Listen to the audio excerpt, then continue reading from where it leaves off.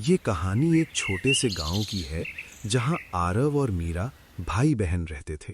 वे एक दूसरे से बहुत प्यार करते थे, लेकिन उनकी जिंदगी आसान नहीं थी। उनके पिता का एक हादसा हो गया था और वो अपाहिज हो गए थे, जबकि उनकी मां बचपन में ही गुजर गई थी। आरव को घर की हर चीज संभालनी पड़ती थी।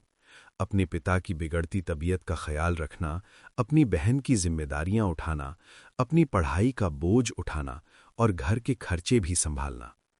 इन सब चीजों से जूझते ये मासूम 11 साल का लड़का आरव रोज अपने साहस और धैर्य के साथ लड़ता रहता था। दोनों भाई बहन के पास केवल एक जोड़ी स्कूल का जूता था।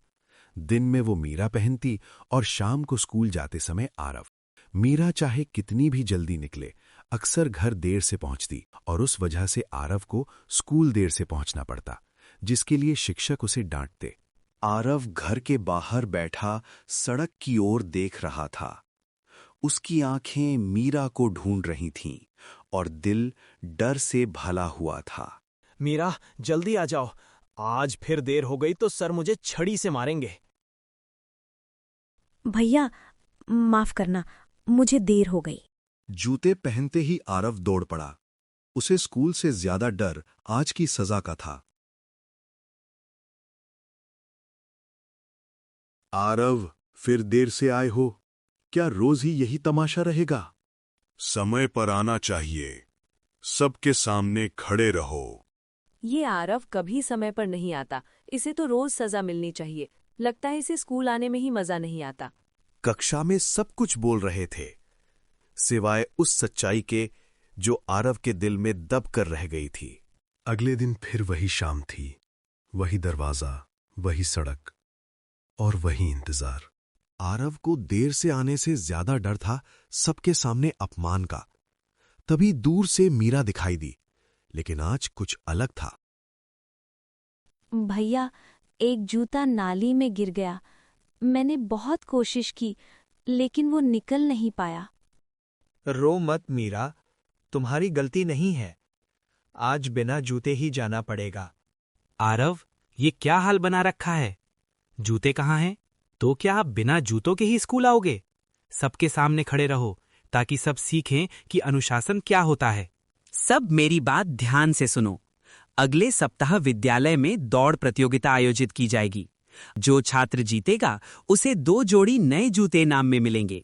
पूरी कक्षा खुश हो गई, लेकिन आरव के लिए ये सिर्फ इनाम नहीं था। 2 जोड़ी जूते, एक मेरे लिए और एक मीरा के लिए। ये दौड़ मुझे ही जीतनी होगी।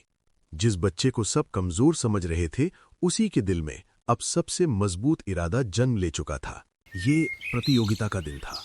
मैदान भरा हुआ था, शोर था, भीड़ थी, लेकिन आरव के भीतर एक अजीब सी खामोशी थी। उसके पैरों में आज भी दर्द था, दिल में बीते दिनों का डर और आंखों में वही सवाल, क्या मैं कर पाऊंगा? सीटी बजने से पहले आरव ने चारों ओर देखा। वही बच्चे जो उस पर हंसे थे, वही चेहरे जिन्होंने उसे कमजोर समझा था। सीटी बजी, सब दौड़ पड़े। शुरुआत में आरव पीछे रह गया। उसकी सांस तेज चल रही थी, पैर लड़खड़ा रहे थे। एक पल के लिए उसे लगा बस अब नहीं होगा, लेकिन तभी उसे मीरा का चेहरा याद आया। एक जूता नाली में गिरा हुआ, उसकी आंखों में छुपे आंसू। आरव ने दांत भींचे। उसने खुद से कहा, मैं नहीं रुका तो मेरी बहन भी कभी नहीं रुकेगी। उसने अपनी पूरी ताकत झोंक दी। भीड़ की आवाज तेज होती गई। आरव आगे बढ़ने लगा। एक बच्चा पीछे छूटा, फिर दूसरा। अब सिर्फ 2 धड़कनें थीं, आरव की और मंजिल की। आखिरी मोड़ पर उसके पैरों ने जवाब देना चाहा, लेकिन उसके इरादे ने नहीं। और फिर आरव ने फिनिश लाइन पार कर ली। एक पल की खामोशी और फिर तालियों की गूंज। वही बच्चा जिसे रोज देर से आने पर डांटा जाता था, आज सबसे पहले पहुंचा था। कभी किसी को ऊपर से देखकर फैसला मत करो, क्योंकि हर चेहरे के पीछे एक अनकही कहानी होती है।